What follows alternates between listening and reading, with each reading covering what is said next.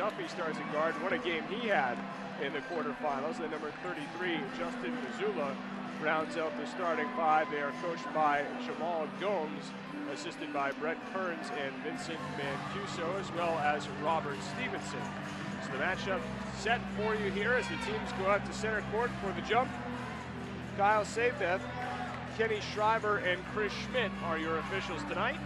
Ball in the air, we are underway. Hendricken wins the tap, and they will hold first possession from the Ryan Center at the University of Rhode Island. Winner advances to the state championship game tomorrow against a Central team that just beat Coventry handily in the first semifinal of the evening. Quick bucket from the right side. Hendricken goes right out in front as they get an immediate two put up and on the board by Coustard. I like the Coustard-McCourt matchup, back and forth, defense, offense tonight. They complement each other well. But passes through the lane like that, when Parmalee is there, not a good idea. That's also a great matchup I have in mind here for tonight, seeing how athletic Parmalee is against Harrison. That's going to get the defensive assignment. Step in three-pointer, up and good, and Hendricken is off and running tonight. Duffy hits the tray. His shoes in the back of his shoes are lit up, and so is the scoreboard as they are on top by 5, 1 minute in. Nigro calls up the new play.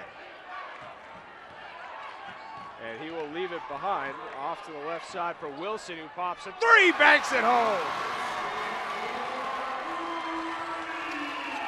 And we are off and running here at the Ryan Center in the opening moments of a much anticipated matchup. Coustard passes back for Duffy. Duffy off the dribble, gets fouled, does not get the bounce, but will go to the line for two. And exhale, Brian. We'll be here all night. Yeah, Duffy's been a great player for them. He scored 19 in the win over Mount Hope, which was not a game that really was difficult for Hendricken. So this is a completely different game here. Both these teams are coming from different sides of where and how they got here. As the first one rolls home for Duffy, he's going to have to quarterback this offense and really do the heavy lifting, like Coustard also had 19 to complement as well. Second free throw for Duffy, up and good. Special welcome for any of you who just couldn't pry yourself away from the TV to come to the Ryan Center tonight. Certainly can't blame you. Friars making a game of it down in San Antonio, trailing by just 3 at halftime to Roy Williams of the University of North Carolina. Good one there, should be a great one here. 7-3 to score early as LaSalle trying to cut it down to one possession. They've trailed right from the jump here, as scoring on their first two possessions was Hendricken. A foul on the outside of the non-shooting variety. It'll be a side out of bounds coming for LaSalle. Coustard nicked McCourt going towards the corner. McCourt would have had him beat all the way to the rim, so a smart foul early by Coustard. First foul on Coustard, first foul of the game going that way. Quite nearly a loose ball, but you see that tremendous wingspan that Wilson's got to be able to hang on to the ball. Nigro in the low post goes to the baby hook, no good. Rebound tapped up by Wilson, but he's unable to save it. I wanted to see LaSalle. Steal by Nigro at half court. Nigro's going to keep it going, makes the extra pass, and what a feed it was to the left side. Michael McCourt cleans it up. That's one way to do it. I was going to mention, I want to see LaSalle go inside to Harrison or McCourt, they're two quote-unquote bigs. Harrison has the variety of being able to push guys around. They didn't do it against Classical. I think it could be a very big, helpful push here if they're able to do so today in this one. Right-hander no good, breaking off the right side of the window. Leaks out of bounds. Looks like they're going to keep it with Hendricken. Coustard looked like he may have been the last to handle it, but it will be a Hawk ball. Entry pass to Coustard in the lane, forces one up, no good. Climbing for the rebound, LaFleur. LaFleur in a hurry to bring it up court, then backs off, gets the high screen from Harrison. Will pop the outside shot, no good. Hendricken down with a rebound, and they run with the opportunity to gain numbers. Ball on the left wing. Floater in the lane, no good. Hands all over the loose ball everywhere, and we have a loose ball foul called against Hendricken. Harrison wincing as though the foul may be on him. We'll await the official ruling. It is. It's going to be on Harrison. He dove in at the knees, which I could see the official had his eyes right on him the whole time. Harrison knew he did it as well, and wasn't happy with himself. He saw the ball loose on the floor, tried to pounce on it, but got too much contact as well. And now we have a foul away from the ball prior to the inbound. That'll be another foul on LaSalle. So Sabir just checks in the game, John. Yeah, he just checks in the game and already picks up a quick foul. We saw how dynamic he was down the stretch for LaSalle in that win over Classical, hitting shot after shot after shot, leading this offense off of the bench down the stretch in the win against Classical. Long lob outside for Cousteau, who chases it down. And the Hawks going to try to get more on there. The ball bounces off a defender, comes outside. Three-pointer no good. Nigro is close to the rebound. And again, losing it out of bounds is Missoula, giving it away at both ends. It must have gotten a little bit of bump from Nigro, but Missoula pretty much had that basketball, just slipped out of his fingertips. It would have been a quick move in the other end for Bishop Hendricken if they were to grab that basketball and move with it. Near steal off the inbound. Now there is a steal off a couple of bounces. Hendricken pressing the ball up the floor, but a block from behind and a follow. So when the dust settles, 2 points for the Hawks. Layup in the lane by Parmley. Great court awareness to find the ball in distress. And a quick answer by Harrison, and the scoreboard continues to rise on both ends. Now a 9-7 Hendricken lead. Didn't see them give that opportunity to Harrison against Classical. I mean, establishing that presence underneath on block to block is really a key here, and I'd like to see him to continue to that if it comes down to it. Cousteau shuffling his feet from the elbow, shoots up and over McCourt for 2 more. 11-7 the advantage. LaSalle in a hurry, perhaps too much of a hurry as they turn it over on the near sideline. Duffy advances, steps through to the left side, backdoor jumper, no good. Offensive rebound, though, comes out to Hensler. Pass to the baseline, and Nigro is going to give a foul on the baseline. Brian, we saw Nigro get into early foul trouble in the quarterfinal, and it really, really hindered LaSalle almost to the point where it cost them the game. There's a couple guys for LaSalle, Nigro being one of them, that picked up early and often fouls, which limited how much they were used down the stretch, which gave way to guys like Sabir that came in off of the bench and was able to give good minutes when needed. Also, Duffley was a guy that came in, provided a big spark of energy. He's not in the game just yet, but we will see if it gets back to that scenario for the Rams. Cousteau feeds it inside, 2-point bucket, and it's now a 13-7 lead. Parmley's just so strong down there. We saw him take it all the way to the rack and jam it against Mount Hope early on. He's a big frame. He's very strong, very athletic. You can kind of just see the definition as he walks down the floor, and there's not a lot of guys like that at the high school level, so give him the basketball, and whether he matches up against McCourt or Harrison, you can anticipate that battle underneath between the blocks here in this one. Hensler gives the foul, second of the half on Hendricken. Catch and lob up and through. Very athletic play made there by Sabir, getting LaSalle's first bench points. 13-9. Rams looking for a stop. Feed in the lane, nearly stolen by Nigro. Still loose on the floor. Quite the struggle. Wow. Somehow no whistles for one thing or the other. Great behind the back pass. Hendricken gets the finish. Score the points for Cousteau. But what a feed up high by Parmley.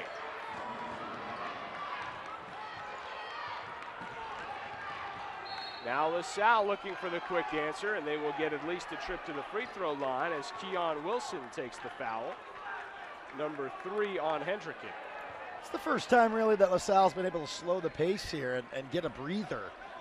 Hendricken is so up-tempo, so quick up the court, and has so many ideas that they execute from the baseline and from there on out towards the wings of the perimeter, and that's where they do most of their methodical work. But at the same time, it's just such a nice thing to see these guys be able to connect with each other from outside in and little scoop passes through the lane. That's pretty to watch. Hensler picks up another, so he gets 2 quickly, and there's a substitute at the table probably for him. First free throw, though, spits out on Wilson. Missed opportunity for the Rams. And Hensler will come out of the game as Chris O'Brien comes in off the bench. O'Brien, a 5'11 senior guard. Well, you can't afford to miss free throws against a team like Hendricken. That's one of those things that's going to come back and very well could bite you down the stretch. As I mentioned, Hendricken had a very easy time in their previous matchup. They were used to playing from a lead, and they've already got one built here.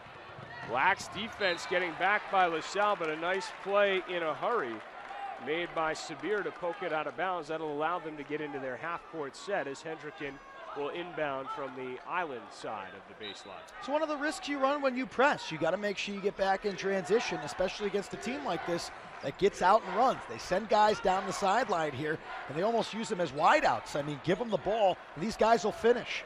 Coustard backed it out to the corner, but passed right into a trap. Now receives it back, steps into an open spot on the floor, and takes full advantage. Pretty jumper there by Coustard. His mid-range was really prominent when he had to shoot it. They had spent so much time against Mount Hope attacking the rim. We didn't even see that happen really much from Coustard. That'll be a travel. Slipping, losing his footing was Adrian LaFleur. Ball back over to Hendricken, and as a timeout on the floor, it's going to be a full. And we will take a quick break here with 9:55 remaining first half. Your score, Hendricken 17, LaSalle 10. You're watching the Rhode Island semifinals here on the NFHS Network.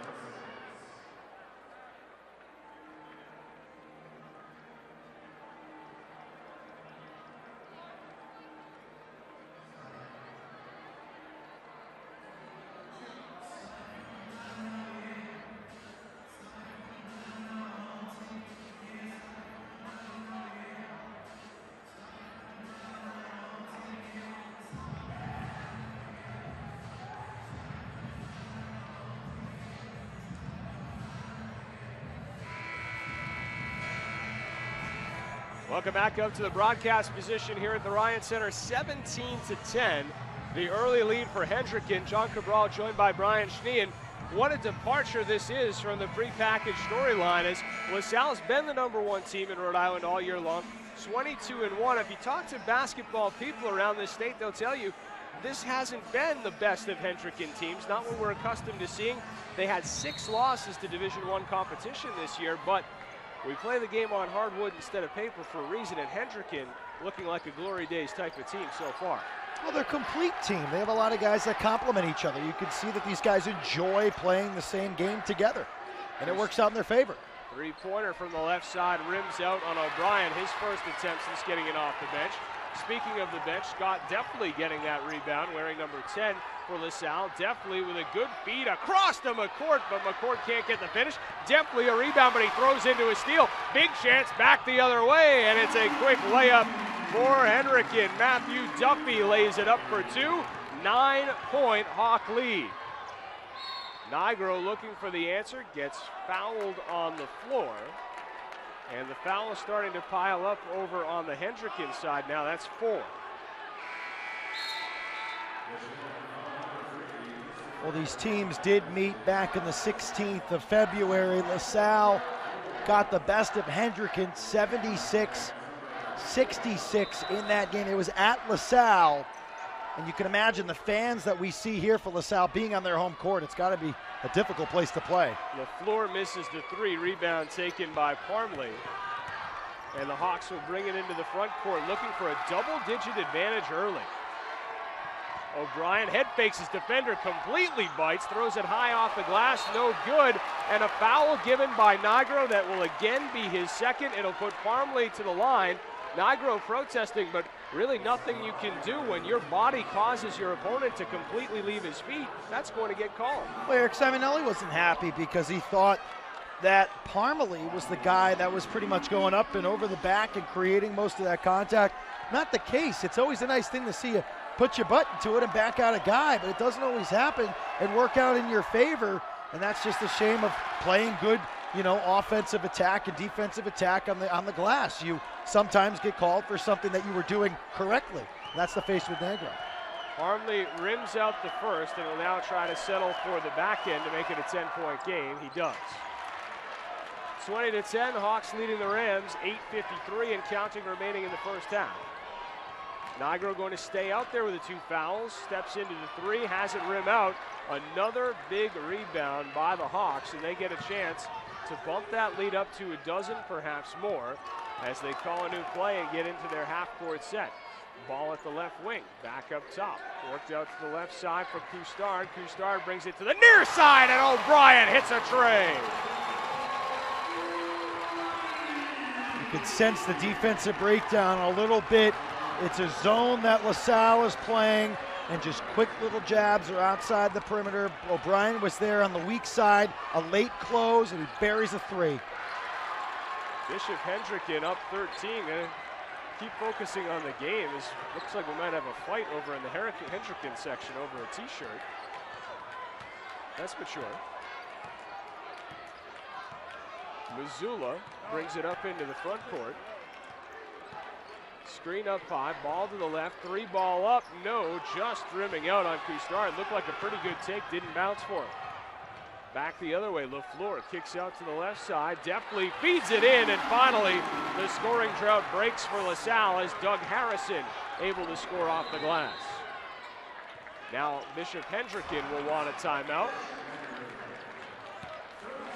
It'll be of the 30-second variety. We'll keep it here, 7:33 to go first half. And are you encouraged by that take to the basket by Harrison that maybe LaSalle can start to turn things around? Well, Scott definitely off the bench was a guy that brought a lot of energy, whether it was positive or if he was fouling or something. He brought something off of the bench that sparked LaSalle in the first half. In the second half, he knows his role. He's one of those kids that, gives it 130% every time he's on the floor, and just a nice feed from outside in. And that's what you need Harrison to do. Get block to block. He's going to get open if there's a breakdown, and definitely shoots it into him. And Harrison cleans up and does all the easy work there underneath. Teams come back out onto the floor with 7:33 remaining. Hendricken looking to turn it into a sizable halftime advantage if they can keep their current pace. LaSalle looking to use the remaining clock to make it something far more manageable going into the second half.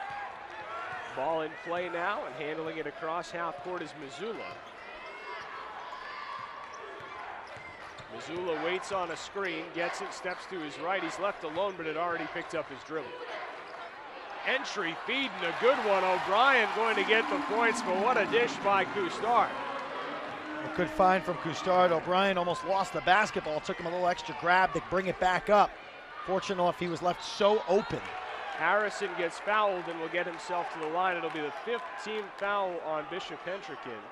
And Harrison will get a chance to cut the 13-point deficit back down to the 11 it was moments ago at the timeout.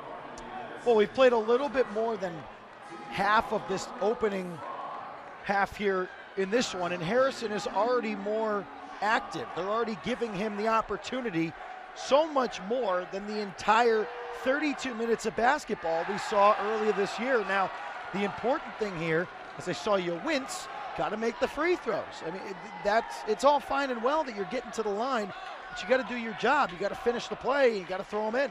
Foul was on Parmley, his first, and Harrison hoping to settle for one of 2. He misses both, and they give the rebound back to Hendricken as Missoula takes it and will bring it uncontested into the front court. So the equivalent of a stop there for Bishop Hendricken's defense. A little runner in the lane, no good, but an offensive rebound. We've got a held ball, and which way are we going? It will belong to LaSalle.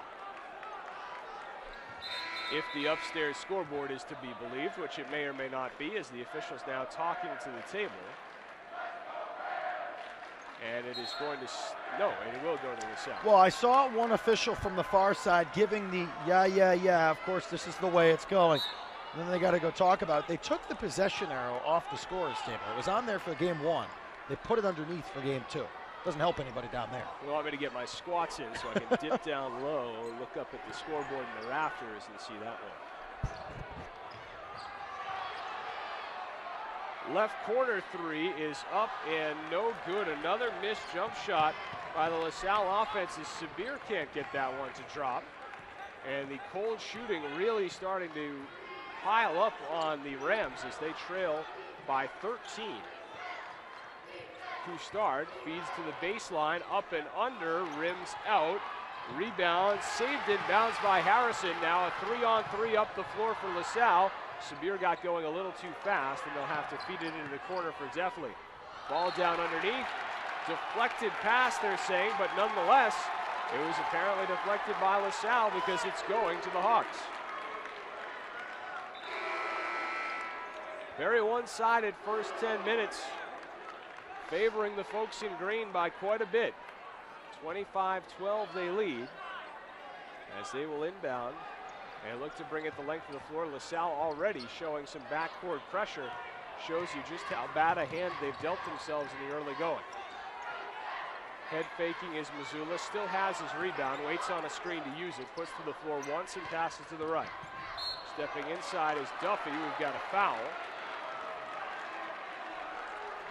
Foul on LaSalle. Well, LaSalle's on pace to score somewhere right around maybe 40 points, which they scored over 50 points in every single one of their games, win or the one blemish they had this season. So the offense is just not there at all. Shots not falling, and I just don't understand what LaSalle needs to do differently because they're getting open looks.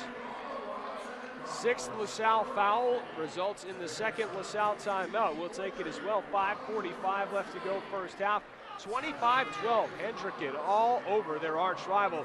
We'll step aside and come right back. You're watching the RIIL Boys Basketball Semifinals from the Ryan Center on the NFHS Network.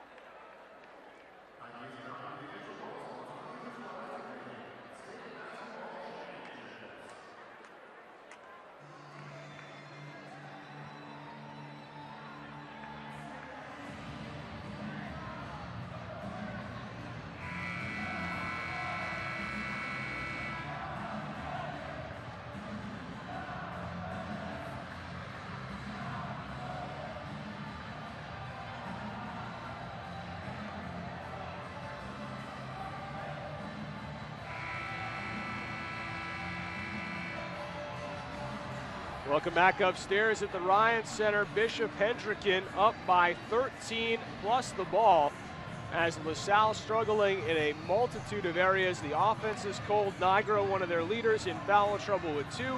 As a team, they're in foul trouble as they will be putting Hendricken into the bonus on the next foul. And really everything that can go wrong has gone wrong early. As we get a kick ball, we'll keep it right where it is on the baseline. What does LaSalle have to do to start to turn this around? Hit those open shots and defend well, because Bishop Hendricken has had plenty of looks. Breakdowns right here, and that almost went to hurt LaSalle even more, but they got bailed out by a foul call away from the basketball. That was away from the ball, as you mentioned. It's on Duffy. First on Duffy, but more importantly, the 6th on Hendricken. And as such, both teams will be going into the 1-and-1 bonus next time they're fouled. There may be quite a few free throw opportunities here over the remaining 5.5 minutes in the first half. Stripped of the ball was Sabir, last touched by Hendricken, and the ball will stay with the Rams. 22 on the shot clock.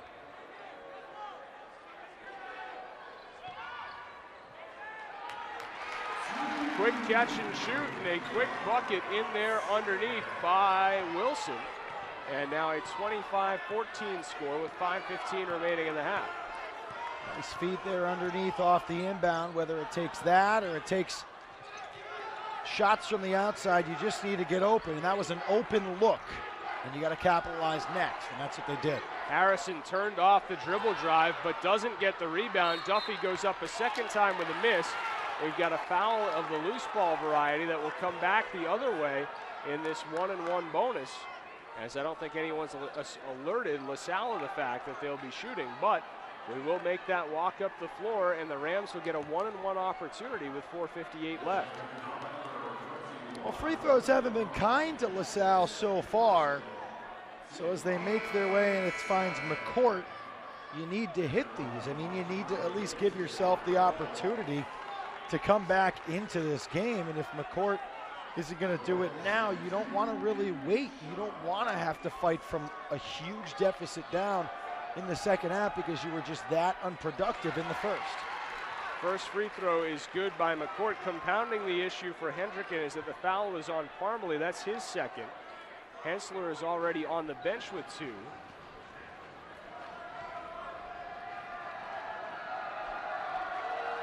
Now Parmalee there as well with 4:58 left. Entry pass goes right into the trap in the corner, but a good over-the-top pass by Mazzulla allows them to advance. Nobody home on the back door, and cherry-picking the whole time was Eric Nygren, and he was rewarded. That's the thing. If you're going to press against a team like this, you got to get back in transition and defense. Harrison steps in, takes a big foul, and will go have to earn it from the free throw line. Harrison's a big boy. He's going to get up after that and shoot some free throws. But going back to that movement down the floor, we've seen it now a few times.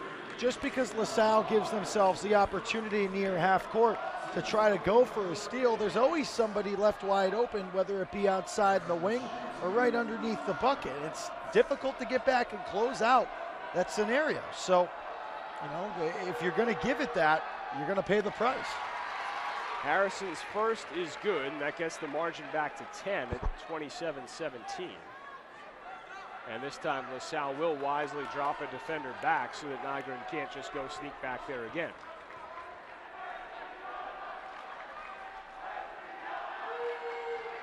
Harrison's second is short arm, leaks out toward the bench. Mazzulla chases it down. Mazzulla doesn't have the long passing lanes available this time, so he goes shorter than Duffy. Duffy drops it back. Mazzulla with it again. Tosses to the left side. Nygren passes into the corner. Ball up top. No look feed underneath, but a big time swat from behind by LaFleur. 15 remaining on the shot clock. Ball still with LaSalle.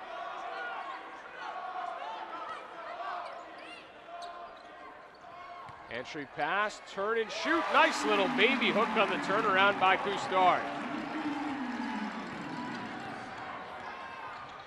4:08 left in the half, and a foul will run Lawrence Sabir to the line for 2.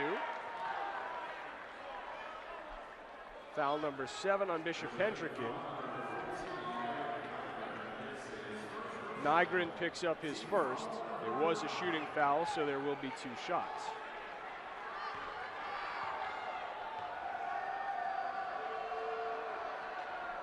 First and 2 up and through for Sabir.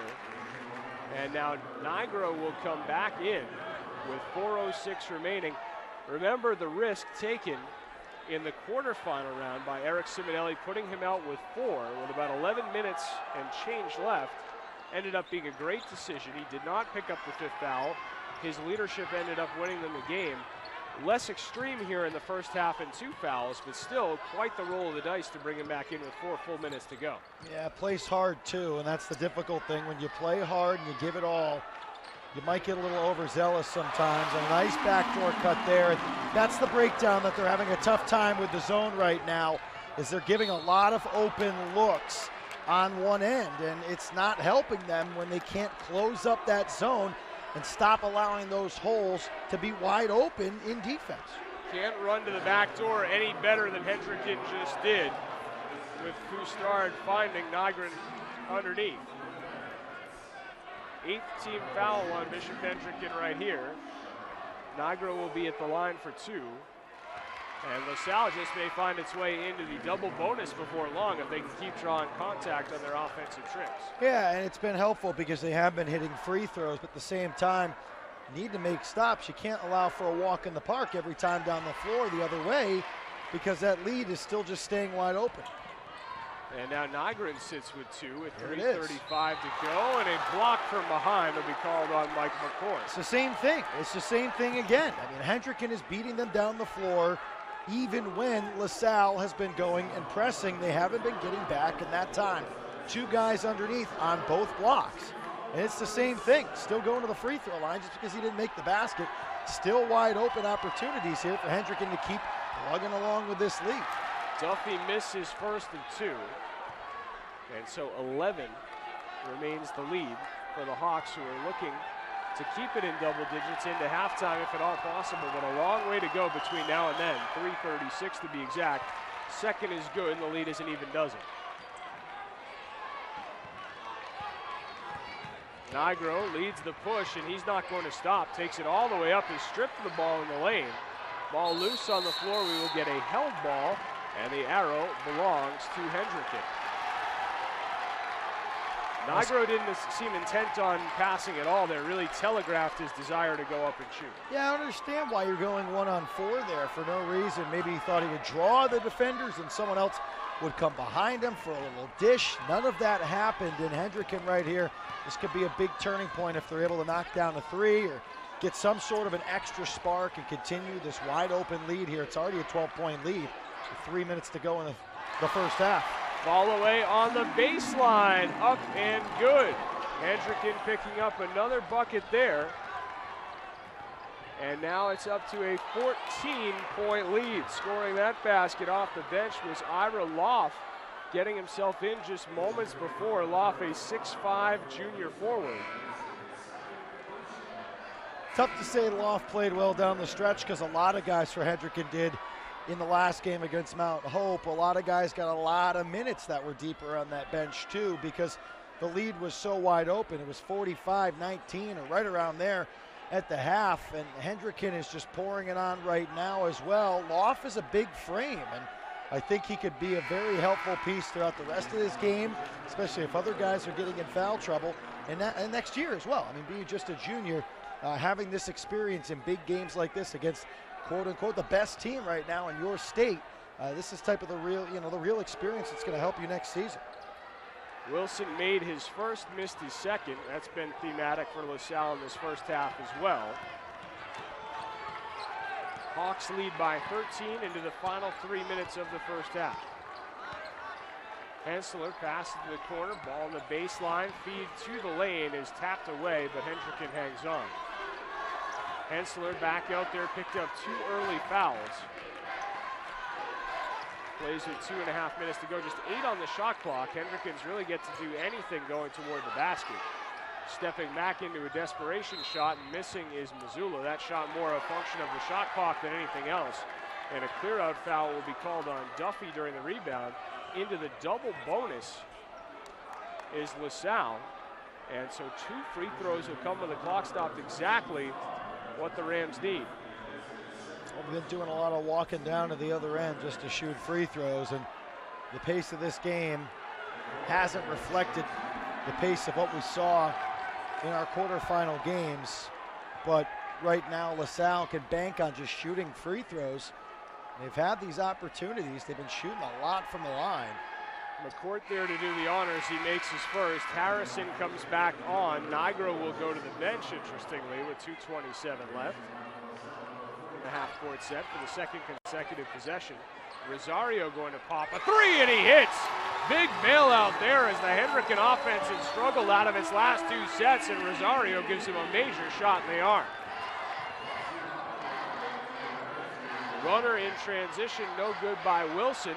Follow is no good. Hendricken comes up with a rebound. How about Jason Rosario getting it done, scoring and now rebounding, getting the ball safely ahead. It's poked out from behind, but we'll stay with the Hawks with 27 remaining.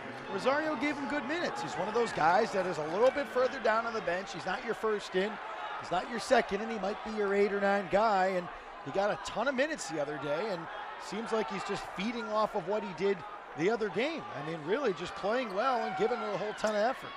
Wide open catch and shoot in the corner, just too easy for Eric Nygren, and just like that, the Hendricken lead back up to 17. Nygren all the time in the world, catch, shoot, smooth. Harrison, a good look inside, and when you're cold, sometimes you're very cold. That thing was halfway down and just didn't want to be easy here. It's a 17-point game, but LaSalle needs a quick catch and shoot, go on a little run here before halftime, and things will go their way. Three-pointer from the top of the key, no good off the attempt from Wilson. Ball out of bounds will stay with LaSalle, despite the protestations of the Hendricken student section right by the officials. 1:09 left to go.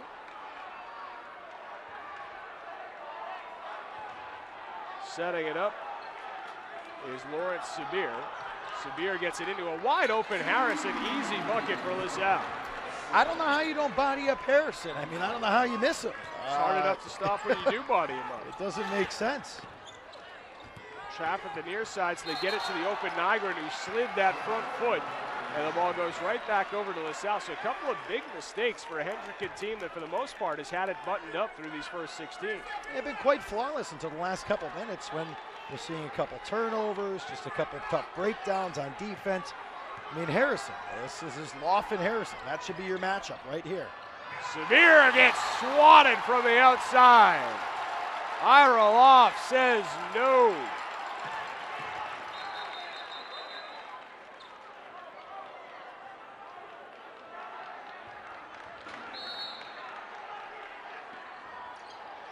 Still LaSalle ball as they'll go up high, just barely fitting that pass through to Wilson. Wilson with some room to roam. Crosses over left, dribbles into traffic, and give the block to any one of three players. And to make it worse, a charge called on Wilson. Don't know what the decision process was there. I don't know what the decision process was, and Wilson just barreled his way through. 1-on-3 isn't going to work. I understand the drive and dish, but there was no dish attempt, and by the time he might have wanted to change his thought process, he was already in way too deep there to make the turnaround. So just wasn't very good planning there from Wilson. Despite the pressure, Hendricken advances to Hensler across half court. Hensler back to the elbow, swinging around the perimeter, and back in the hands of Missoula in the final seconds of the first half. Hendricken cannot hold out for the final shot mathematically. Feed inside, and a foul is going to create a free throw opportunity for, guess who, Jason Rosario. Really couldn't ask for a much better wraparound at halftime than he's giving them right here. Nothing but the sparks from Rosario. I mean, you mentioned knocking down a big shot, pulling down a big board on the end, the other side, and now right here, doing the dirty work in the lane, getting the contact and making a free throw. He hits the first, so it's back up to a 16-point lead. LaSalle reeling at the end of this first half against its arch rival. Second rims in, and it's 17 again. Harrison almost falls over the baseline, inbounding the ball. McCourt with 8, pivots again, makes a great pass at the end to Harrison. Final seconds ticking by, time for Hendricken to get a prayer off. They do, no. That would have been a little too much of a good thing for one half.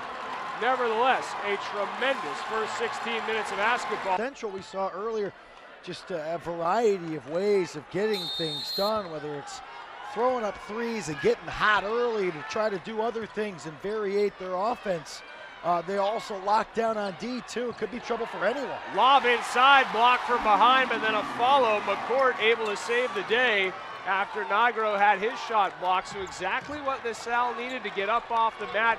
An immediate bucket here in this second half, and they trimmed the gap to 13. Ball loose in the lane. McCourt not going to get called for a foul. That'll be a foul back the other way on Hendricken. It'll be their first of the half.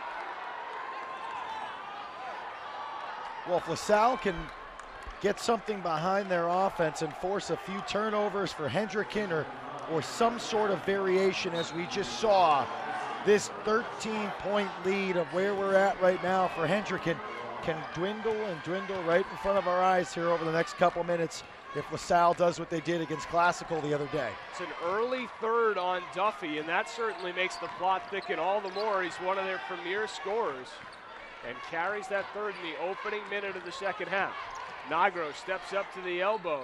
No, off the back rim. Rebound taken by Custard, but he has it taken away clean by Wilson. Wilson leaves it, gets it right back from Nigro, a little short on the three. Ball tapped up, big time numbers for Hendricken, 3-on-1, behind the back pass, and Wilson able to save it in. And then we have a foul on the floor, no shot. So a lot of acrobatics, but not a whole lot of results. It'll just be the ball coming in from out of bounds. Wilson tried to make the stellar play and the turnaround and throw it to your opponent's lower legs or feet or something just to try to knock away the basketball and get it out of bounds, but it didn't work. But they didn't score on this play. Despite of all the theatrics we just saw in about 4 seconds, they have yet to score on this possession. Backdoor feed was a good one, but it ate Missoula alive, ends up costing them the possession. Bodies flying everywhere as the ball comes up the floor. Nigro, deja vu for him, picking up a very early third in the second half. Will come back to receive it, and he takes the ball from the floor. Nigro stops at the A10 logo, lobs down underneath, and an offensive foul will wipe that basket off the board. McCourt gets called for the charge, and with 14:22 left, Hendricken dodges a bullet.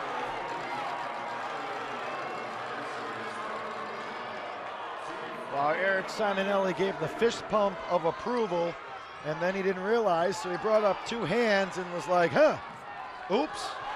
That's the third on McCourt, who just fell down at center court. Ball drops back to Hensler. Hensler to the right will receive it again. Ball on the baseline, and we have got a foul that will be on LaSalle again. And so the Rams, in addition to their problems on the scoreboard, racking up the fouls quickly.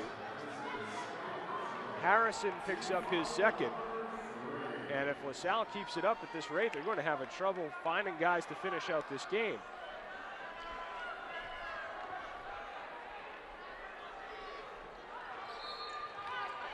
And another foul. And notice all these fouls are being called by the same official. I was going to say it. I know I'm pretty difficult with officials sometimes, and I prefer to stay, I guess, close to my seat for the next couple minutes. But it's the same official doing all the work. Everyone else is giving the play on movement, play on. So I don't know. It's going to bug me if it continues. And finally, a different official makes a foul call, as nailed on the follow-through was Adrian LaFleur, and he will actually go to the line for what I believe will be 3, but we'll await the official ruling on that. Well, while we have a second, how's your bracket doing? I don't do one anymore. I forgot to one year, and I found it to be the most liberating experience of my life. Sure. I was able to root for UNI when they took down Kansas. Any year prior, I would have been upset that my bracket was ruined, but I loved it. And so it's freedom like you'll never know. I agree. That's no one a whole listens to new me, essence of freedom, it's especially this time of year. Absolutely. So, mine's mostly busted. Just gonna admit. Well, a lot more might get busted outside the Ocean State, as the second of 3 is up and good for LaFleur. Friars have got UNC on the ropes right now, under 5 minutes, up 4 with the ball. As another free throw drained by LaFleur. 13:56 left to go, 42-32 now the score. It's scored and one back at the other end. Trip to the line and a chance for 3 for Duffy, and how about him playing with 3 fouls, not running any risk of a 4th there, at least not in his own mind. Well, he wasn't going to get it against Harrison. Harrison wasn't going to go down. That's the thing. So by having Duffy do that, it gave Harrison the ability to be in foul trouble at the same time as help Hendricken right now continue on with this lead. Now, which way will they rule this one? They will keep the ball with LaSalle, saying that although Harrison touched it first, Missoula touched it after, and we have got a timeout of the 30-second variety that is called by Hendricken. And yeah, there should be some kind of a rule that they all have to call full timeouts until the Providence game ends. Come on, guys. Still a 12-point lead in this one, so I think Hendricken has enough gas in the tank to not just wither away. They're deep enough. As I mentioned, both these two teams offer varieties off of the bench, whether it be size or quickness or just a burst of energy, a 7th, 8th, 9th man. They're all good. They all play styles, and both these teams like playing together as a team, and I think that LaSalle right now needs to do more offensively here. They haven't really run an offense at all this game. They've kind of just counteracted whatever Hendricken has thrown at them with whatever fist they've done. So we'll see what happens here, as we've got plenty of time on this clock left. Providence is going to go to the final media timeout with a 2-possession lead, 71-66, with 3:55 left in San Antonio. I imagine this isn't any news to anyone watching this live in Rhode Island, but as that score continues to be the way it is, I wonder who exactly our audience could be at this point, as the ball is blocked down on the baseline. Follow up by Harrison, no good. Comes down to the 8-10 logo, and we have got a blocking foul that's going to put Harrison to the line with a chance to get 2 back and 13:35 to go. I think I saw Joey Crawford like emphasis on that blocking dance that was just done through the lane there. I wish we hit the replay button on. I want to see the dance by the official there to see if Mr. Crawford might be taking some notes. That is number 4 on both the team and Garfield Coustard. So the foul trouble piling up everywhere, and now it's going to really become an issue as Coustard will come out off the miss by Harrison. And jogging on will be Ira Loff. Loff was big for Hendricken in limited exposure in the first half. They're going to rely on him again now.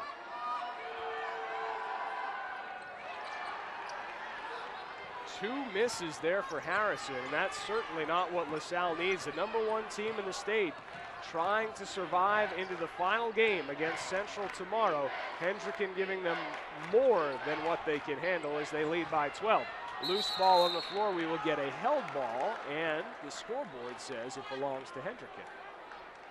Oftentimes that scoreboard can be wrong on the first loose ball of a half, but it looks like it is accurate this time, and hey, props to whoever's running that at the Ryan Center here tonight. They've been right every time. All professionals here. That's what you get at the Ryan Center. You play big stage, you get the boys playing on the college court, you get dealing with professionals. Entry pass to the elbow. Loff with a great turnaround, gets himself free but misses the shot. McCourt clears the rebound, gets it ahead to Nigro. Nigro throws it forward. LaFleur thought about a 3 but will back out. From the top of the key, fakes left, goes right. Up and under, what a move to the bucket. He doesn't get the hoop, but he will get a couple of free throws.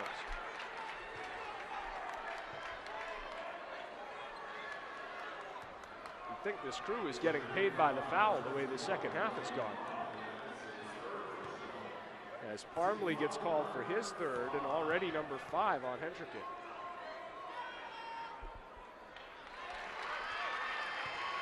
First free throw up and through for LaFleur.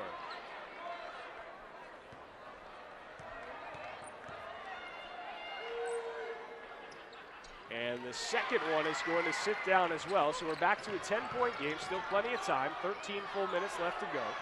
John Cabral and Brian Schnee coming from you from the Ryan Center in Kingston. Hensler goes straight off the dribble, and that's going to be number 4 on Nigro, and he can't believe it.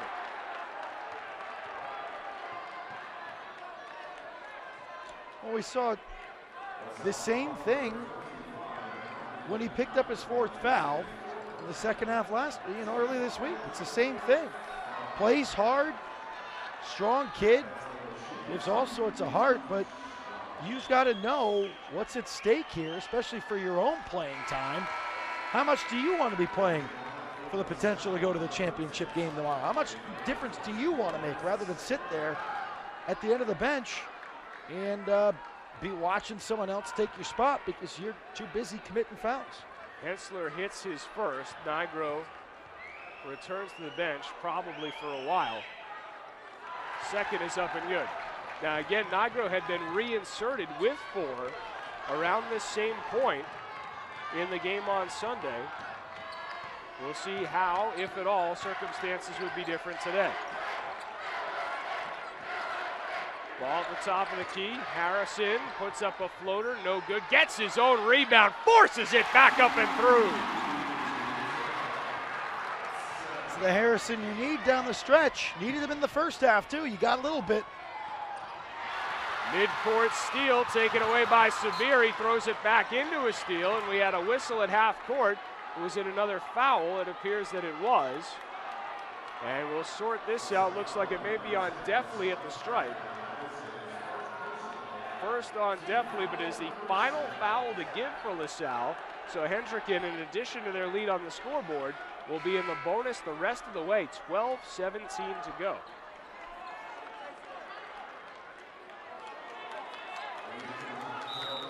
Now Missoula going to trigger the inbound.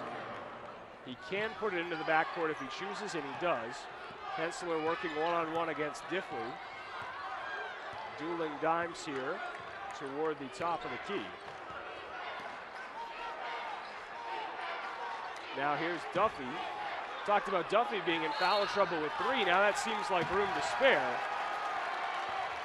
And a violation will be called away from the ball. That will result in a turnover. Perhaps 3 seconds in the lane or 5 seconds in the ball. Sounds like the latter. And it goes back over to LaSalle with a chance to make it a single-digit game. Need a good possession here. Need it. Oh, that's not it. Dribble behind the back. 2-on-1 opportunity. Missoula goes coast to coast off the steal against the deuce. This game's gotten a little sloppy, but certainly didn't look like it right there. What a pretty take from Missoula. Now Wilson steps through all kinds of traffic, too high off the glass. The rebound taken. Here comes Duffy forcing a one-on-one. He gets to the cup, can't get the finish. Hendricken can't get the follow. Third try, free throws coming for Rosario. I was going to say, guess who? Rosario over there as a part of the crew that made it all the way down the floor before LaSalle did. It's just Bishop Hendricken has been running more and more and more than LaSalle, and it's been paying off. 30-second timeout called by Hendricken. 46-38, they lead it.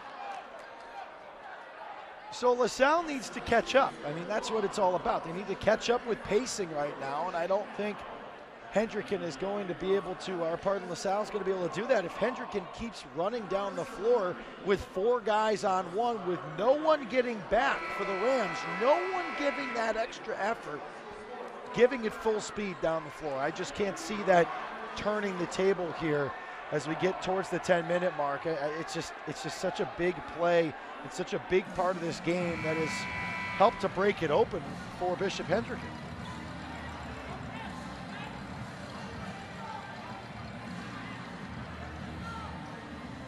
$11-17 left to go in regulation here, as LaSalle looking to do anything it can to try to turn this around and make it competitive going into the final 10 minutes. But right now, Hendricken trying to widen his lead with 11-17 left.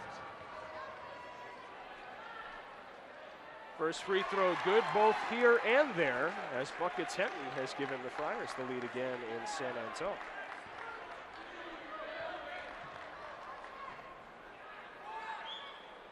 Second is true. And LaSalle now managing a -14 situation going into the final 11 minutes of regulation. Harrison, great backdoor pass, up ahead for Deftly, and he gets the harm. LaSalle fans enjoying that. Deftly to the rack, and he was able to get the contact, get the basket to go. And hopefully here, if you're a LaSalle fan, if you're watching this one on tape, because the Providence game might be taking your eyes away from this one. Yeah, this is a good advertisement for the monthly pass. That's what it is. This is all about the tape. I can tell you that. You shouldn't have to choose. This is all about the subscription. I think it's worth it. All worth it. So Deftly at the line with 11:05 to go.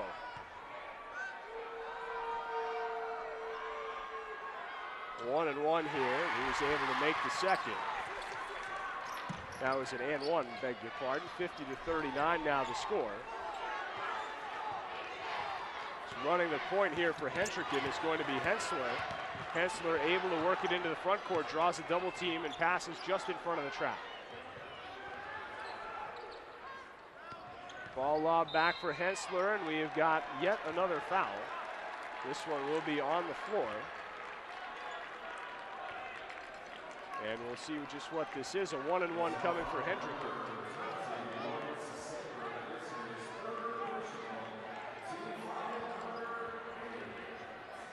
Sabir picks up his third, already the 8th on LaSalle, and their foul situation really doing them in at this stage. Well, it's coming back to haunt them as expected. You know, you have guys on the bench that have committed fouls. You have new guys in here like Deftly that is going to have to step up. I told you earlier in this game, he brings the energy spark. He's done it here. He's done his job. But you still need the guys that are supposed to be playing your 25, 28 minutes a game here to stop committing fouls. I mean, give yourself an opportunity. Play them to use the clock. There's a ton of time left. The result of the possession is not points for a LaSalle team that sorely needs it, and the ball out of bounds is unable to chase down that steal is LaFleur. So substitutions coming on here as going to the bench is Rosario after another very good spurt of bench time for Hendricken.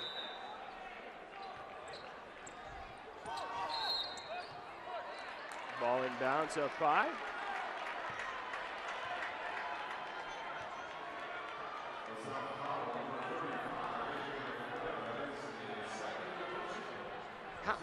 How can you decide a game like this on a call like that?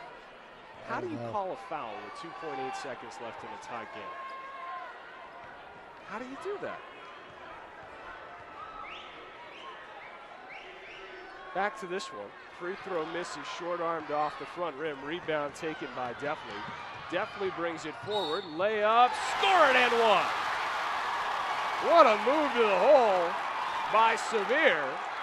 Severe not worried about his foul situation, and he'll go to the stripe with 10:22 left.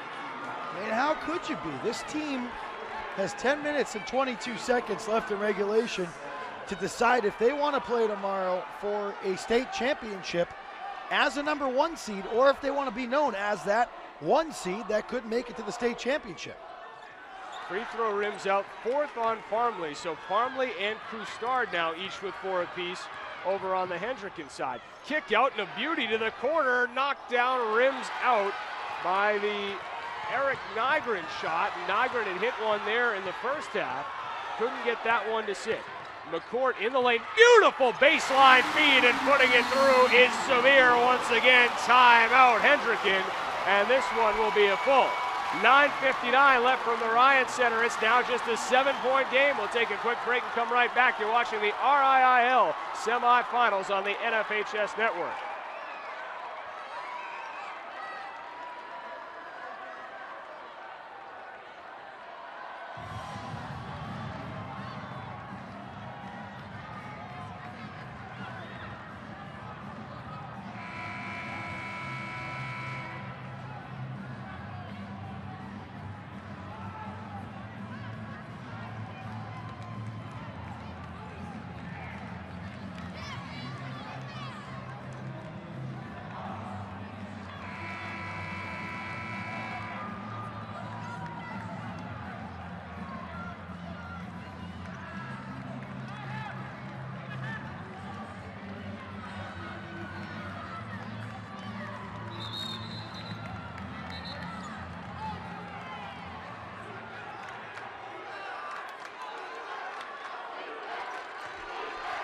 .59 as we welcome you back. Hendricken and LaSalle looking in to turn into one of those Hendricken-LaSalle games of yore as the Rams have come back from being down double digits for most of this game and have cut it to 7 with still a 10 full minutes to play. Kick out to the left side, passed up high. And now the Hawks will sit on it for a little bit with 9:42 remaining. Pass to the right side, swung back to the left. Right hand floater up and good for Eric Nygren. Nygren giving some great contributions to Hendricken off the bench. None more sorely needed than that as they get the margin back up to 9 with 9:20 to go. Quick answer back the other way by Wilson, and we have a 7-point game again. LaSalle going to show a full court press with 9:10 to play. Oh, what a good one we have on our hands here. About time we're seeing LaSalle play to their full potential. This is the fight that they needed. Dribble to the baseline. Duffy going to get himself to the stripe. And Hendricken will be going into the double bonus on the next one.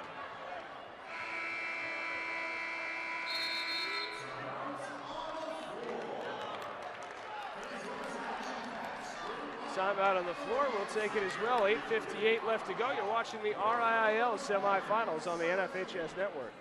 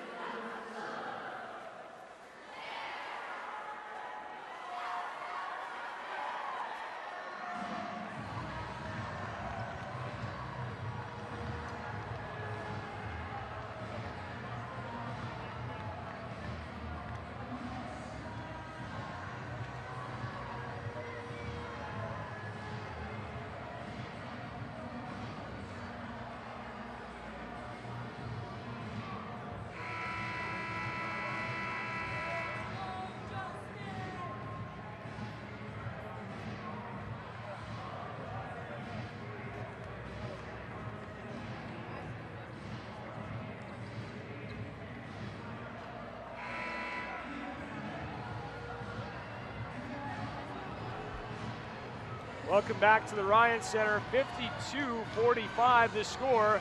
LaSalle making life awfully interesting here at the Ryan Center tonight. John Cabral along Brian Schnee.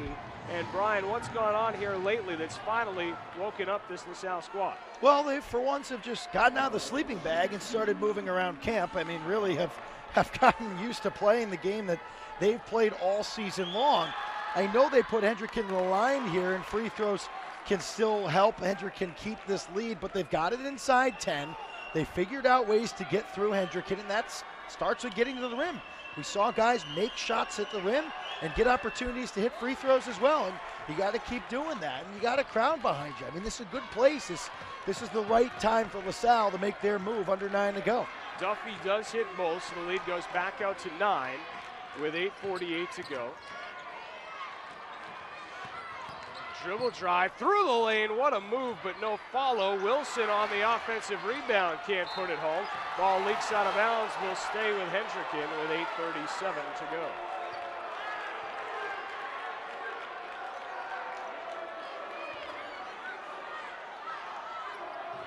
Entry pass goes in front of the LaSalle bench. Good transition offense, 3-on-3. And a foul will put Missoula to the line, one way or the other, as it is a double bonus situation. So free throws from here on out, as we have kind of just been crawling through the second half here.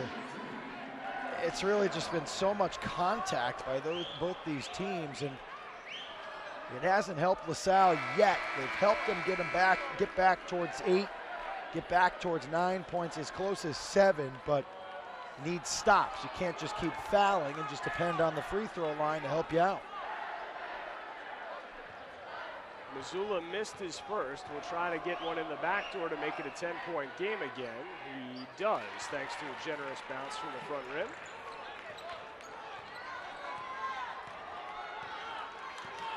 I'd like to welcome back on the live side those diverted eyeballs who just saw the referees hand the game to UNC down in San Antonio.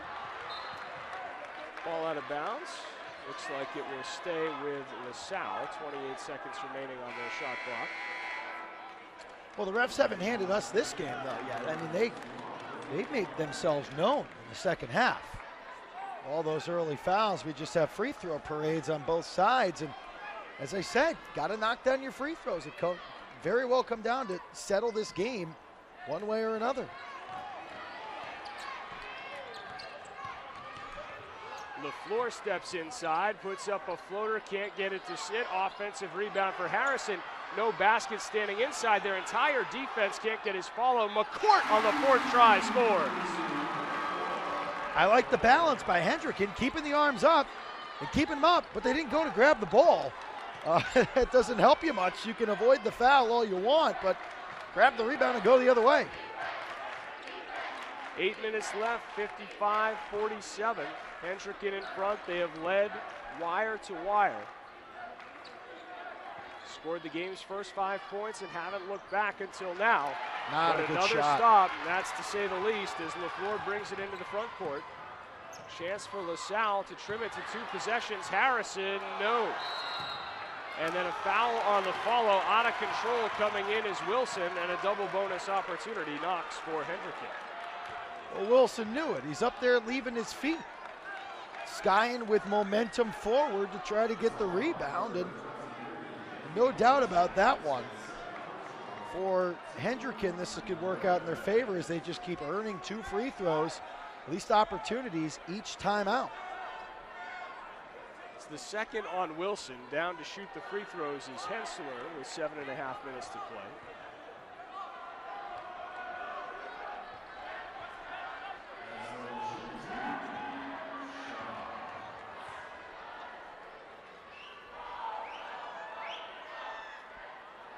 Hensler's first, no good off the back rim, and Hendricken really asking for trouble with the number of free throws they've missed in these last few minutes with all these bonus opportunities. Hensler misses the second, and a volleyball set, making you proud, by Harrison out to the court. Yeah, that was nice. Good form. He could have practiced with you up in Keene. 3-pointer from the left side, no good off the right rim by Sabir, but an offensive rebound from McCourt. Possession kept alive, feed entry to Harrison. Harrison finds some attention, and he gets fouled ostensibly by Hensler. I would like to see Harrison, rather than to do this at the free throw line, just catch the ball and bring it right back out and pop a shot. I mean, inside-out game with a guy like that should work, right? He's got positioning underneath the low block. You've got guys feeding your way around the perimeter. In-out game. It's just fundamentals. So that's Hensler's fourth. Get used to the idea of foul outs now, folks, because they're coming. These fouls are getting called at an alarming rate, and they're piling up all over the place. Nigro with 4 for LaSalle. 4 apiece for Cousteau, Hensler, and Parmley for Hendricken. And now they're restricting an entry for Chris O'Brien as he was late getting to the table. LaSalle wisely protested the move, and he's being made to hold his horses at the scorer's table in this 1-on-1 situation. First is up and good, so one more coming to Harrison. Now they will make the switch, Hensler out, O'Brien on. Harrison in double figures now with 13, has had quite a good ball game. And much different than his performance we saw earlier, and you needed to have him involved to match up with this team, size for size, punch for punch. Right now, hitting free throws, back to a 6-point game, tight as we got it. Going under 7 minutes here as the Hendricken lead as slim as it's been in this entire second half. They led by 12 at the break. That's been cut in half. Past the right side, jumper up and good. Hitting a big one there is Parmley on the floor with 4 fouls. That'll become a commonplace in the next couple of minutes. Great feed to the right side, but not getting the roll was Sabir. And now Missoula will walk it up across. I said it was 12 at the break. It was actually 15. And so incredible work done by LaSalle to get back into the game, but now they have to take it to that next level before it gets too late. Bad pass there provides an opportunity. Sabir races ahead of his man and will get himself to the line. I have a feeling this 6'10" could take a while. Oh, you got it. And I have a feeling that Sabir is going to be one of the, if not the game changer for LaSalle. He's already been so well known in the last couple of minutes one of those guys, big minutes off the bench. A lot of energy. He's everywhere. He's blocking the ball. He's up there shooting free throws. He's up attacking the glass. Right now, it's pretty much surrounded around this kid and a couple others for LaSalle, and you really need it. You really need his game. Sabir makes his first of 2. That was foul number 9, so we will be in the double bonus both ways the rest of the way. Sabir's second rims out. Grabbing the rebound is Couchard back out there. Again, he is carrying 4. Duffy head fakes the 3, kicks up top to O'Brien. O'Brien at the elbow, great backdoor pass, and stepping in for the finish is Mazzulla. Good awareness there from Mazzulla. Didn't force it, didn't force contact, just pulled up and shot it. 9-point game again, and McCourt is able to get the offensive rebound and put back. Trap defense employed in the corner. Uh-oh. Leave it back for O'Brien. Almost was a big breakdown. 3 guys in the backcourt. Entry feed tipped by LaSalle on its way out of bounds. That's a big call there as Hendricken's going to hang on to the ball. And now full timeout burned here by LaSalle. 5:24 remaining in regulation. 7-point lead for Hendricken. You're watching the RIIL semifinals here on the NFHS network.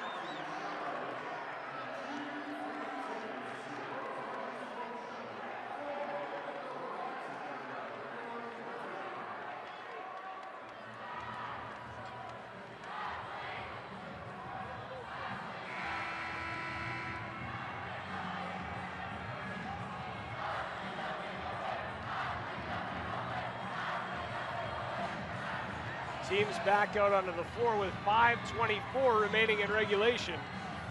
Hendricken has led from the opening tap, scoring 5 points in the first minute of the game in order to get where they are now, but they are having trouble securing this game in the final 5+ minutes. 2 chances inside. Duffy converts on neither. Now a 2-on-2 up the floor. LaFleur takes on the entire defense himself. Can't get the left-hand runner. Harrison behind him shoots off the lower corner of the backboard.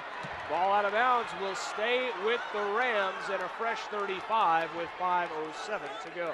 Wow, Duffy got blocked on the other end by the rim and then shot it too strong off the front of the rim. Wide open 3. No, LaFleur can't get it to go. Never going to get a better look this late in the game than that. LaFleur with 2 good looks that didn't go. Ball out of bounds, and they're going to say it touched Couchard on the way out. And this thing has gotten sloppy. It really has gotten sloppy on both ends, and it's almost getting a little bit out of control. LaSalle sets something up and is able to work their way through. I mean, you mentioned it. Got to capitalize on those open looks. You're not going to get a lot of them right now. Nigro back out there. LaFleur again can't connect. Got to hit that shot. Nigro gets a hand on the rebound and chases down the offensive board, and that's why he's back out there. Score the bucket and a foul as the LaSalle fans erupt all night. They're starting to feel like this is a game they can win. Because they can. I mean, it starts here with Harrison. Harrison has been leading this team from scoring in double figures and just having a presence. He could have met the line during the last possession. He did get fouled down there in the similar thing. It's a hard guy to body up. Keep using him down low. Harrison can't drop the free throw, so the margin is 5, not 4, with under 4.5 to go. Entry pass, a good one. Duffy gets swatted. Getting up high to knock that one out is Samir. Samir's such an athlete. That's the thing. You know, every little piece of his game, whether, as I mentioned, blocking shots, he's hit that now 2 or 3 times in this game. He's also been scoring. He's helped out on both ends of the basket. I didn't see what happened. I missed Neither did I. It's because the officials didn't make a signal, but a foul is called, as they so often have been in the second half. Away from the ball, so I don't feel bad about that. 2 free throws coming for Parmley.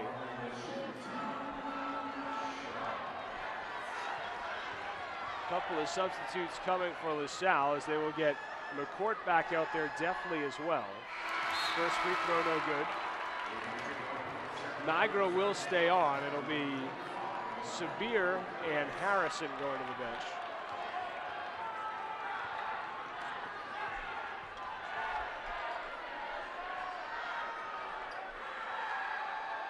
Second free throw is good, but again, just a 1-for-2 trip for Hendricken, as they have left a lot of points out there at the free throw line in this second 16 minutes.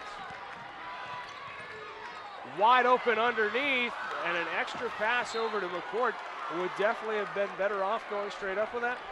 Oh, of course, going straight up with that shot, it probably would have drawn a foul too, the way this game's been going.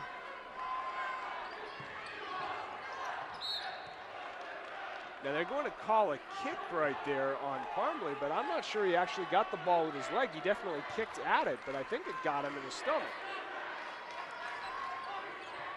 High lob gets pushed away, but running out of gas is Duffy, as he just fell, and all the lights in the world in the back of his shoes couldn't bounce him back up to go chase that down before it ended up in the bench. Well, Duffy tripped or got pushed or tripped And once or pushed, twice right there. I mean, you just heard kaplunk after kaplunk on the floor. LaSalle still keeps the basketball. The kaplunk and the kaplunk, I'm just going with good effort on that by Duffy. He clearly wants this game. He's had a great night, and I hate to see him go down without a fight like that. McCourt from the elbow steps inside, right hand float, no good. Another key defensive rebound by Hendricken. They've gotten those more often than not in these crunch time minutes. Missoula getting that board, now running the offense, hands the ball off for Cousteau. Cousteau over to the right side. They'll leave it for Hensler. Back to Duffy, who will shoot the 3 short. Offensive rebound, tap back out, and the stop sign comes out from Jamal Gomes on the Hendricken bench.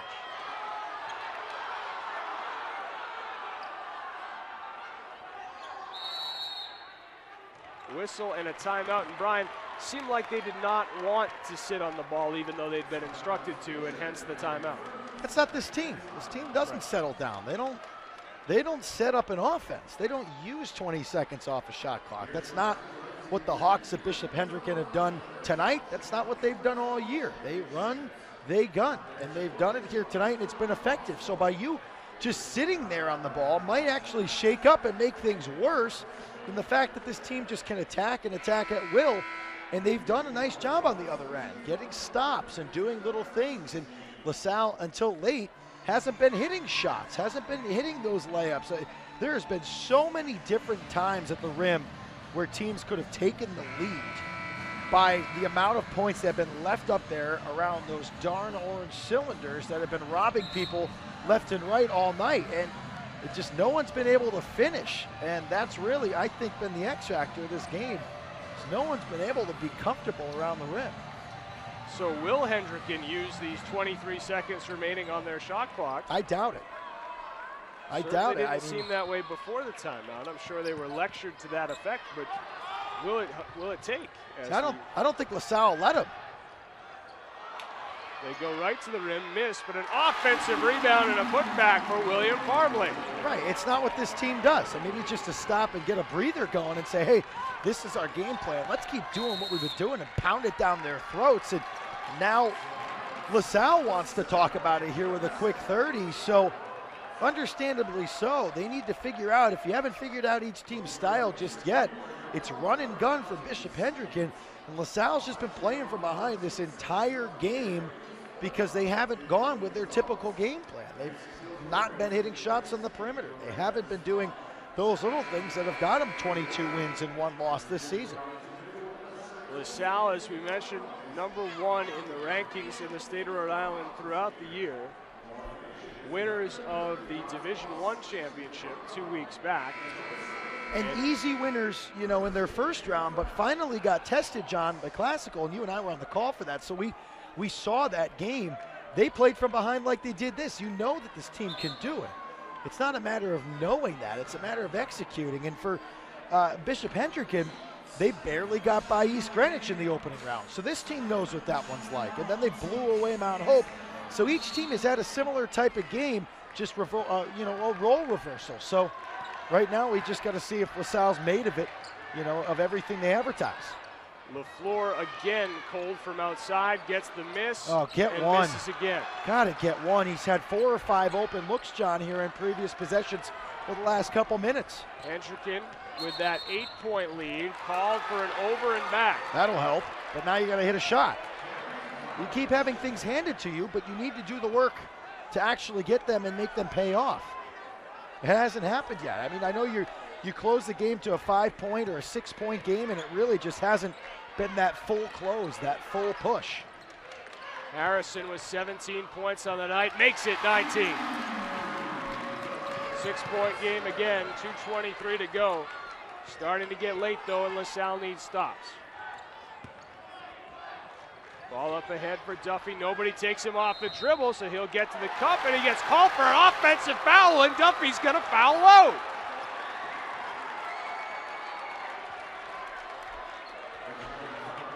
Or is that 4? That is the one player they had who didn't have 4 fouls. I played the odds and lost there, excuse me. As you can see. I don't know. Honestly, wow. I think the official looked at Harrison and was like, who, me? No, not you. And he made a little post judgment. Ball loose on the floor, pull up. LaFleur misses another. Oh, my goodness. And a foul given on the rebound. Double bonus free throws coming. And for as good a player as LaFleur's been all year long, is there a need to get him out at this stage, given how cold he's been? Yeah, he's not going to stop shooting. He's contributed which you admire, but he's contributed to being, you know, the guy that makes the ice to put in the soft drink series. He's been that cold. There's no other way to put it. He really just has not been able to hit anything. Front rim, back rim. He's been playing hard. He's been getting rebounds, but it hasn't been able to translate it to offense. And I would think get someone else in there that might, like your 6th or 7th guy, that has proven himself to get fouls and bring that energy and maybe knock down a shot or 2. Farmley makes 1 of 2. Nigro with the ball, runs into traffic, kicks it back out. Severe is able to dance through the lane and fly in for a hoop. Timeout is a full 1:50 to go, 63-58 the score, and it's actually a 30 for LaSalle, so we will keep it here. LaSalle finally able to get someone else some touches there, scoring from inside out of sorts. Taking on the defense was Nigro, got rid of the ball, and then a drive to the lane gets the basket. Well, Samir has been about as good as it gets as someone that gets off the bench and gives you that extra little boost, and really everything he's been able to do, you would hope LaFleur was going to be that guy that could be able to do that. And Harrison would be the guy that would be able to provide that. But it's been literally from the bench, and it's only a 5-point game. There's a lot of time left in this one. Plenty of time to execute. That there certainly is, especially as frequently as the clock has stopped in this second half with fouls and timeouts galore.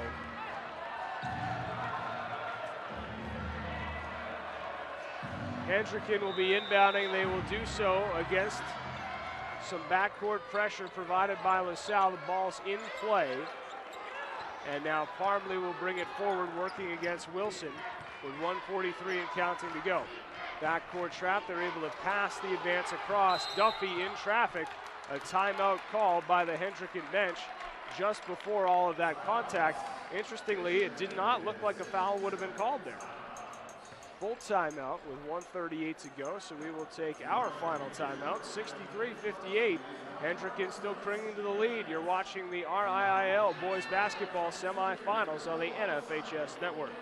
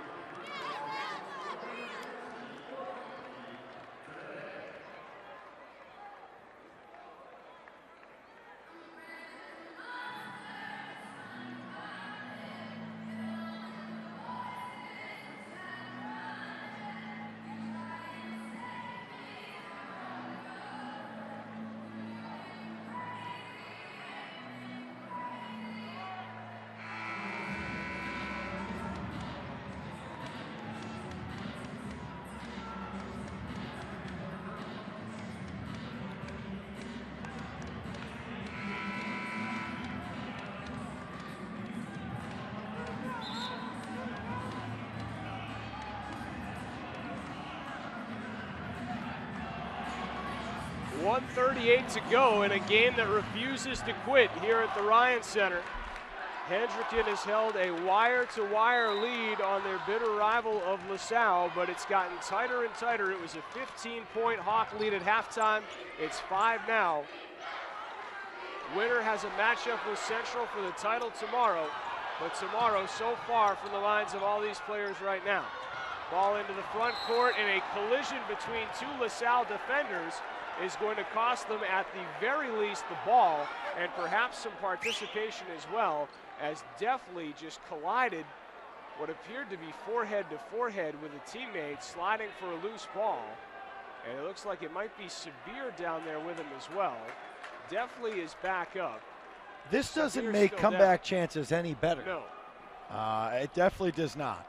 I don't know if, I definitely took a shot right in the face, right in the nose it looks like. He went down hard. It's Sabir as well. Similar type of feet, and you need those guys. I mean, you need those guys. I think we saw a little blood or something over there. They're checking to make sure. He's just irate that he has to come out of the game, but in a game of modern basketball, it's just a non-negotiable. Any blood results in removal from the game. And until they're able to get that situation changed, he's going to remain out. See, I think this is amazing here. This is a Bishop Hendricken team that lost to LaSalle once during the regular season by 10. They lost again to them in the Division I tournament by 15. Reminds me a little bit of the old, last season's Quinnipiac-Yale men's hockey.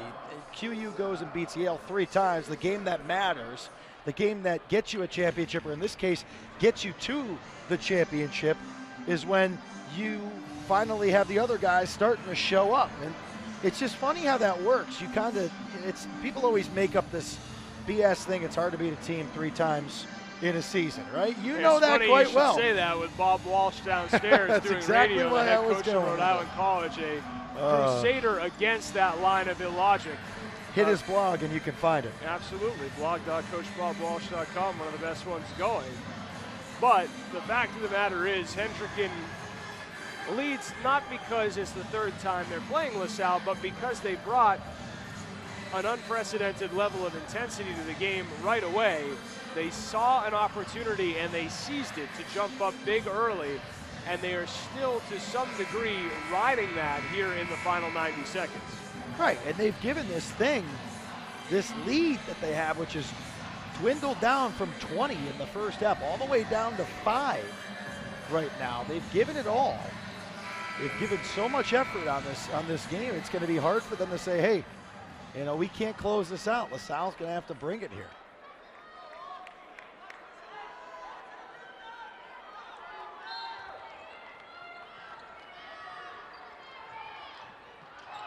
Entry pass coming at about 4.5 seconds. 4.9 on my radar, yeah. 4 seconds remaining on the shot clock, and sensing that just in time was Missoula. Put up an ugly shot, seemed forced by the clock, and now here comes LaSalle trying to make this a one-possession game, and not a moment too soon. LaFleur gives it up to Sabir. Open shot for Wilson in the corner. 2-point game!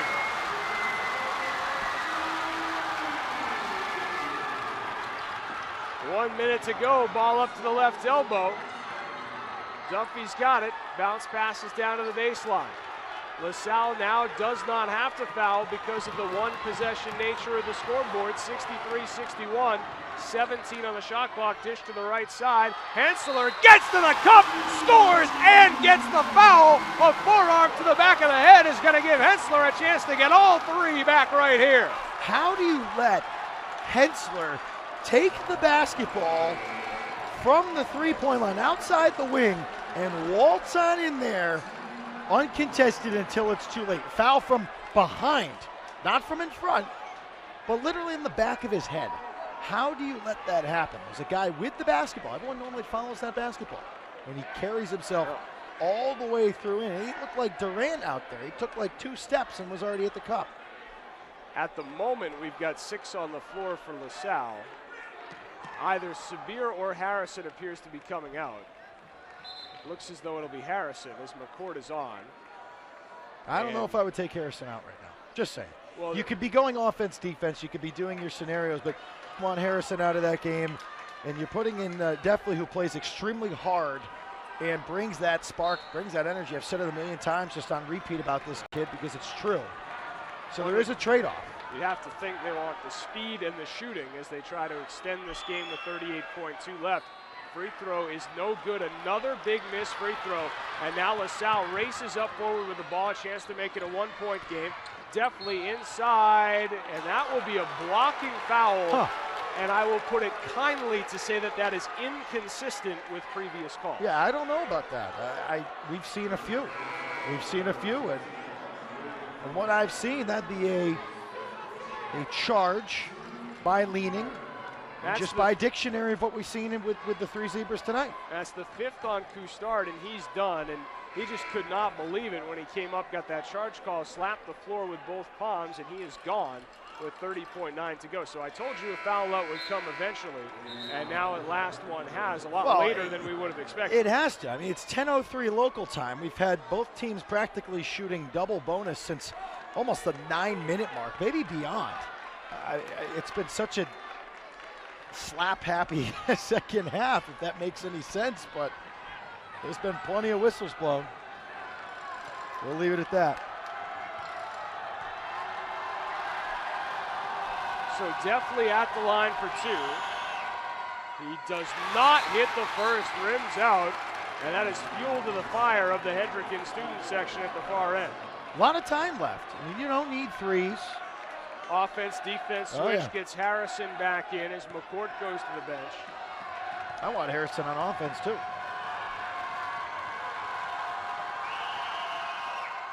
Definitely does hit the second. One-possession game again, 65-62. Not much of a press there by LaSalle. They allow an easy entry and a foul given by Wilson. Double bonus situation. And Hendricken, if they can get one, will get it right back out to where it was before. At the line, shooting 2 will be Nygren. It's like this game is coming down to free throws or something. That's kind of weird, huh? Well, Hendricken has left a lot of them out there in the second half, including that one right there. Wow. It's really the only reason we're still going, as trading places once again are Harrison and McCourt. McCourt on for offense. Certainly not going against Coach Seminelli here, but I really like Harrison underneath just to body up and clean up the glass on offense. Remember, as we speak, still a one-possession game. Pivotal free throw here, and it goes. All right. Substitution in as Rosario comes back on. Nygren to the bench. You may remember how good he was to close the first half. Certainly do. Ball rolls into the front court. Nygro gets past one man, leaves it behind. Dangerous you gotta pass put that in the up. lane. And a you foul gotta is shoot that called. ball. I'm not sure anyone ever had possession of the ball. but a foul is called and free throws appear to be coming for Hendricken. And you just wonder why Nigro passed the ball there, appeared to have a step on his man. I think it was that, everyone here in New England seems to think Rondo created that move, so we'll give it the Rondo credit. He did the Rondo, and he came around, and he was all by himself. I don't know what the dish was for. 3 feet away from the ball. You got to throw that up and off the square. That's why they put the square there. Use it. First free throw up and good for Hensler at the line. Now a 5-point game. Harrison comes back on, so LaSalle will go bigger here as Deftly comes out. And for all their work, LaSalle never got a crack at tying this game as they were always back by more than one possession. Now down by 6, and LaFleur with the ball in his hands has, of course, had the very cold second half, and that one will make it no different. He'll give a foul, and it looks as though Hendricken will escape a very, very tense second half here at the Ryan Center tonight. Well, a very tense second half for LaFleur, too. He was not able to hit much of anything. If I was LaFleur, I would have recognized that and given it to, one of the guys out there that really has been prominent. It's tough to find one. I want Sabir out there. I want the guys that have been connected all game long. First free throw is good, 3-possession game. And the party appears to be on for the Bishop Hendricken Hawks. 1 game away from a state championship here in Rhode Island in 2014. Second is good. Teams have long since exhausted their timeouts, so LaSalle will have to play through. Nigro steps through traffic. Wilson to try to keep it interesting. Misses off the back rim. Rebound, no foul. And the third time's the charm for the Bishop Hendricken Hawks as they will dribble out the final seconds. And they are moving on to Championship Saturday, where they will take on Central High. 1 game for it all.